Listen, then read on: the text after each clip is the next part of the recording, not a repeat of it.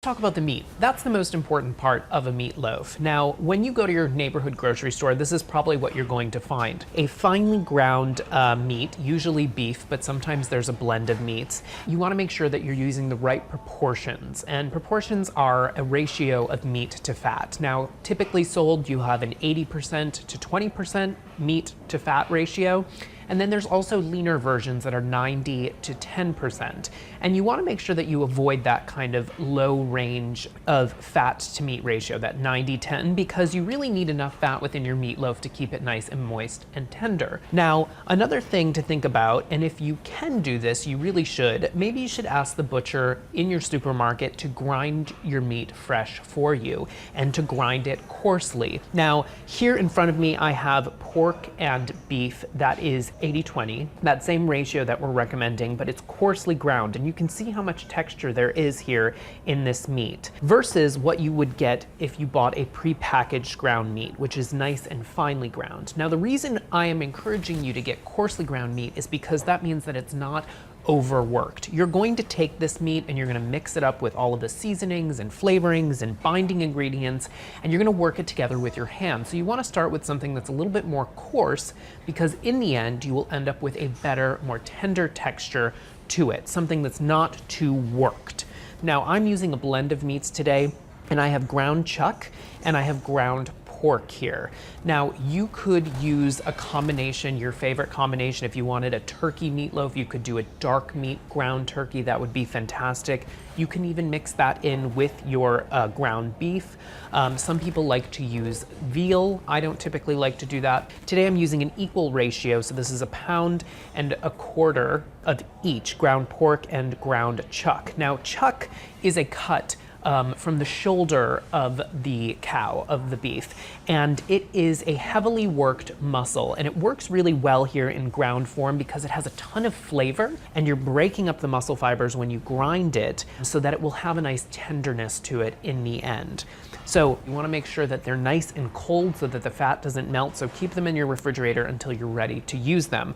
I'm going to start here with the binding portion of the meatloaf, something that will keep your meatloaf nice and together, but not too rock hard. I'm using white bread today, just regular store-bought, and I'm gonna start with 4 slices. So I'm gonna take this and I'm gonna break it up into my food processor here, and ultimately I'm looking for about 3 cups of fresh breadcrumbs. Now, if you can find fresh breadcrumbs at your grocery store, you could certainly use those. The one thing I would tell you to do is to steer away from store-bought, already ground dry breadcrumbs, because those are dry, they're absent of moisture, and unless you really rehydrate them very well, you're going to end up with a dry meatloaf, because all those dry breadcrumbs are going to pull all of the moisture out of the meat, out of whatever else you're adding into your meatloaf, and ultimately in the end you might end up with something that's a little bit more dry.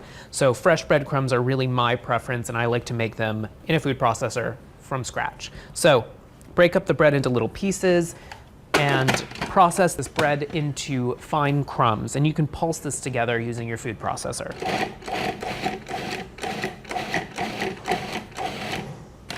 That looks good. And now I'm just going to go through and make sure that I have enough breadcrumbs here. And I need 3 cups in total, like I had said before.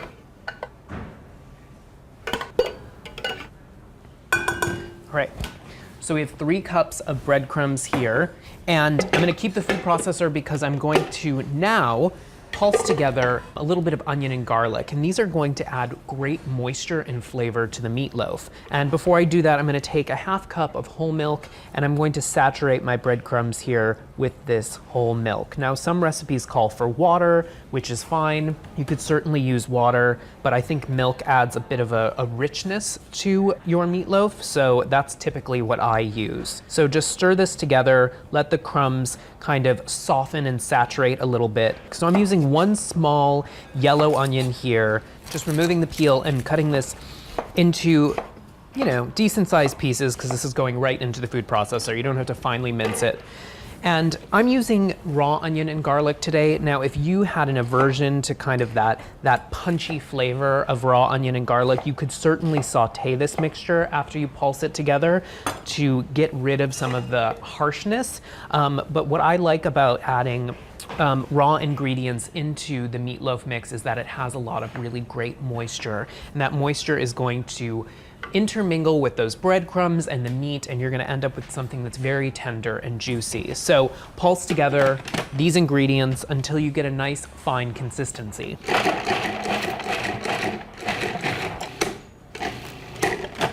Now you might have to scrape down the side of the food processor once or twice. This is looking good.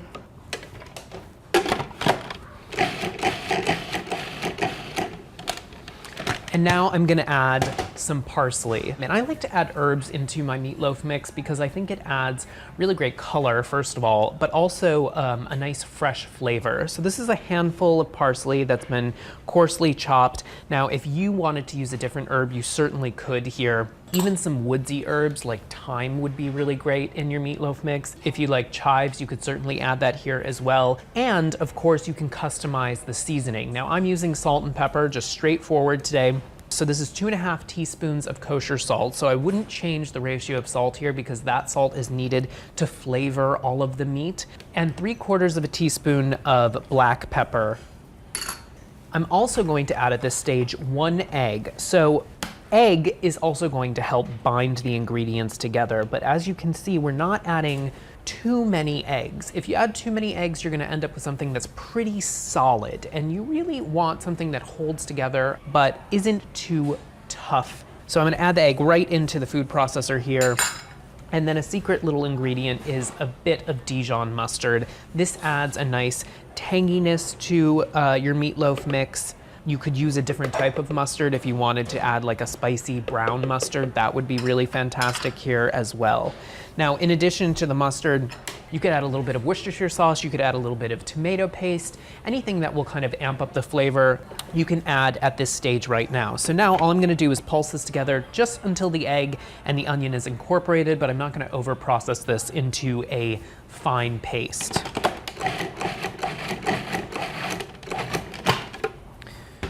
So there you go, guys. This looks fantastic.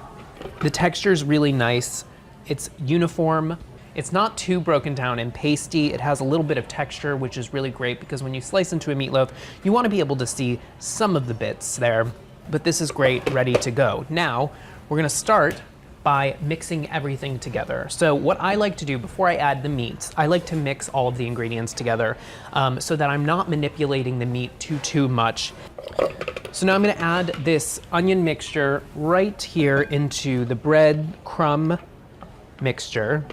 And this is actually a little trick that I learned from a really great butcher who was teaching me how to make Italian sausages. And their little trick was in combining all of those wonderful spices like fennel and chili flake and salt and pepper with a little bit of water and adding it into the ground meat. And this way, the liquid easily mixed into the meat without overworking the meat and making it tough. So if you do this, you will end up with a nice tender meatloaf. So just combine this together.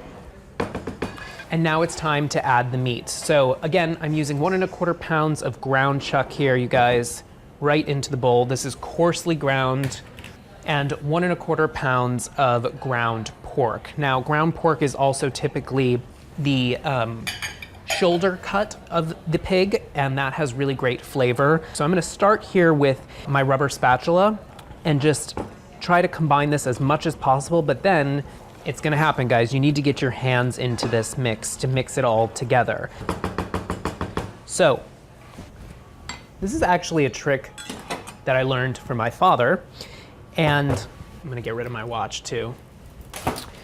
The one thing that you want to do is keep this mixture as cold as possible because you don't want the fat in the meat to melt. You want to keep the fat in nice big pieces because again, it will help keep your meatloaf really nice and moist and tender. So chilling your hands in a little bit of ice water, it might seem like a painful thing to do, but it will really help in keeping the fat nice and cold in your meat mix. Now, I'm using my hands here to kind of turn the meat over in and on itself, evenly dispersing the breadcrumb and all of those wonderful flavorings into the meat without breaking it up into too fine of pieces. So kind of spinning the bowl, turning and folding the meat up over itself. Now this recipe here is enough to make 2 meatloafs. We're gonna freeform these meatloafs. We're not using a loaf pan, but you could certainly do that if you would like. That's kind of the classic way. I think a lot of our moms made meatloaf was in one of those glass loaf pans, but I like to freeform the loaf because it has more surface area to it and you get more of a wonderful crust. And we're gonna be using a glaze here. So this looks good. Just gonna move this out of the way here, guys. And now, you're gonna portion this meat mixture into 2, so by half, and just do it right in the bowl. You can kind of settle the meat into the base of the bowl and then use your hand to kind of cut through and just portion out half of the meat. And this is going onto a parchment-lined baking sheet. As I said before, guys, this is a free-formed meatloaf, and you want to portion the meatloaf out into a 4 by 8 inch kind of oval, about, I would say, 1.5 inches in thickness. Now, one thing that happens with freeform meatloafs is as they bake, sometimes they kind of settle down. So err on the side of creating something thicker than thin. And now we're ready to glaze this. Now I'm gonna go wash my hands really quickly, but I'm gonna come back and show you what the glaze is.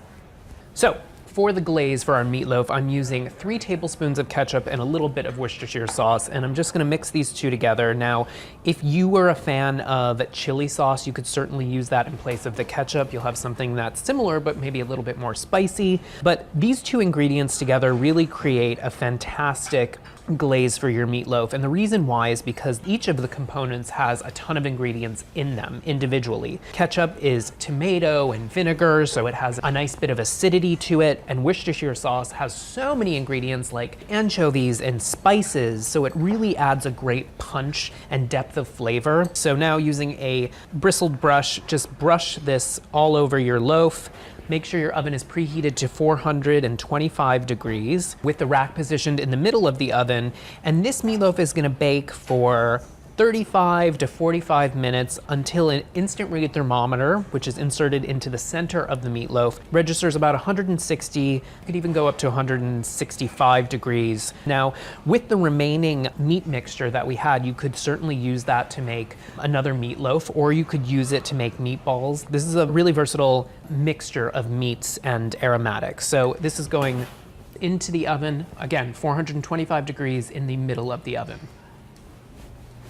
So the meatloaf has been out of the oven. It's rested for about 10 to 15 minutes. It's important, guys, whenever you're kind of baking or roasting meat, that you let them rest after cooking so that the juices have a chance to kind of redistribute throughout. And this has been resting for about 15 minutes. You can see how great it looks with that wonderful glaze that's covering a good portion of the top of the meatloaf. And I'm gonna cut a piece off here, guys. I actually really enjoy the end piece. I think it has a delicious amount of glaze. And you can see that it's cutting nicely, but it's nice and tender. It's not crumbling apart into pieces. And I'm gonna place this on my plate. And again, guys, remember all of those tricks and tips, and you will end up with a wonderful, delicious, flavorful, juicy meatloaf like this. I'm sure you're gonna love this recipe. I encourage you guys to try it and kind of tweak the flavors and make it your own. And let us know if you have any kitchen conundrums. We love to hear from you. Enjoy, guys. And as always, guys, click like and subscribe.